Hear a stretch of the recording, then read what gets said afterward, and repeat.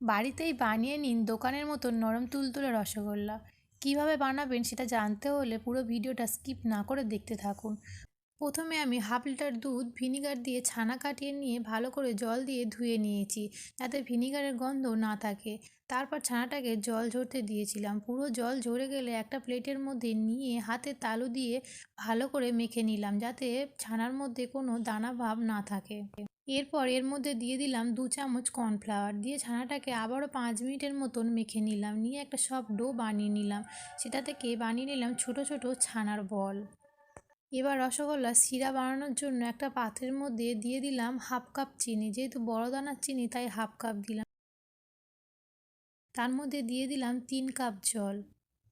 বাজার থেকে যে চিনিগুলো কিনে আনা হয় তার মধ্যে থাকে অনেক নোংরা, তাই জন্য জলটা ফুটে গেলে তার মধ্যে দিয়ে দিলাম 1 চামচ গুঁড়ো দুধ।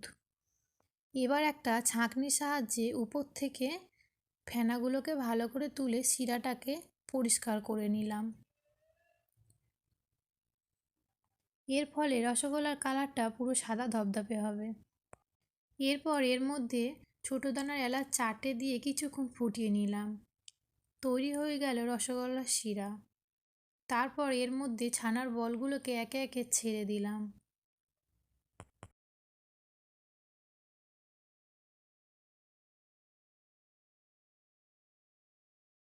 এরপর 10 মিনিটের মতন গ্যাসের হাই ফ্লেমে ঢাকনা বন্ধ করে ফুটিয়ে নিয়েছি। এরপর ঢাকনা খুললেই তৈরি হয়ে গেল গরম গরম নরম তুলতুলে রসগোল্লা। কতটা সুন্দর হয়েছে আপনারা নিজেরাই দেখুন। আপনারা এইভাবে বাড়িতেই ঝটপট বানিয়ে ফেলুন দোকানের মতন গরম গরম রসগোল্লা। এইভাবে খুব সহজেই ঘরোয়াভাবে নতুন নতুন রেসিপি দেখার জন্য প্লিজ চ্যানেলটিকে সাবস্ক্রাইব করে দিন।